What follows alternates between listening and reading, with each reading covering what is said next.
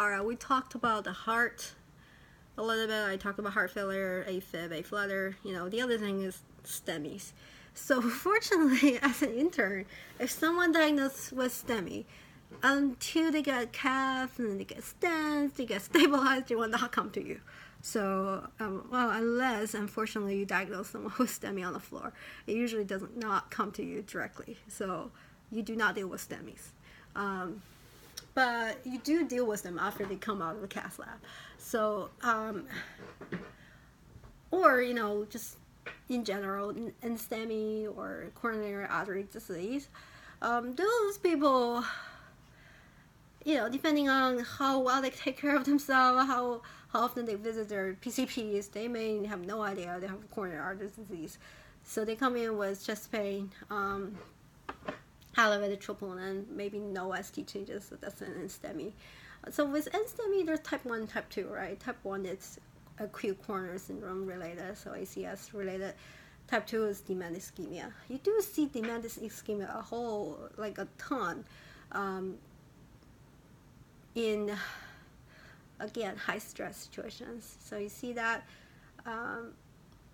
in, like I said, someone had a seizure, they are hypoxic. So that caused troponin to go up.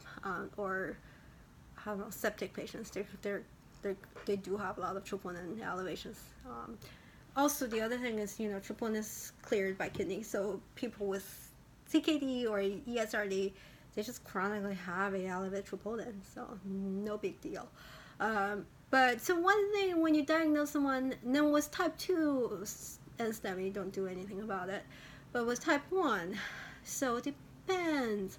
If they have chest pain, they're symptomatic, it's very reasonable to take them to cath lab. I have seen patients with STEMI going to cath lab and have triple vessel disease, a pretty significant disease that needs cabbage. So it's hard to predict.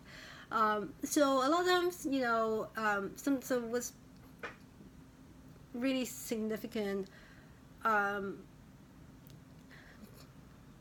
you have clinical suspicion, like this is ACS, cath lab is definitely a reasonable plan. The other thing is, while waiting for the cath lab, this is not going to be something you take them to cath lab emergently. Usually, especially if you admit someone overnight, they can usually wait. So what you do is start heparin drip, start ACS medications, which include aspirin, Plavix. So this Plavix part is a little bit tricky because if they truly have triple vessel disease, you do not want to give them Plavix because surgery has to be postponed if someone has Plavix load. So you may want to consider not giving them Plavix right away. So aspirin, definitely. Heparin drip, also metoprolol, maybe a baby dose of 12.5. You don't want to drop their heart rate too much.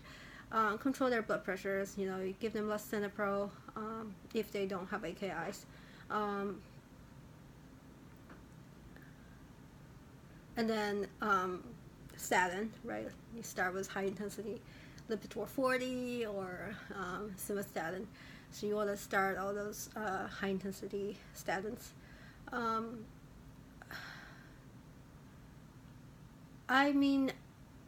Then you just wait for the next day. And then you do sometimes I do like to, definitely get an EKG, of course. Sometimes they have ST depressions or TVA inversions. You do get, and you can start with nitro drip for chest pain, titrate for chest pain as well, as long as their pressure tolerates, and as long as they're not they're like a right-sided MI, you're not supposed to suspect that. You can pretty safely give nitro because you don't want to drop their pressure too much. What else? Coming out of STEMI or heart cath, they will usually get observed for another 24 to 48 hours just for arrhythmias. It's pretty common, you get an unsustained VTAG or stuff. With non-sustained VTAC, 6 piece VTAC, it's no big deal. If you check your labs, make sure potassium, magnesium are at goal, and you need to make sure patients are asymptomatic. You need to make sure the blood pressure didn't drop with the VTAC. So if they do have a lot of VTAC burden, it's reasonable to start amiodarone drip. That actually helps, but also that would be something you probably should talk to your senior about.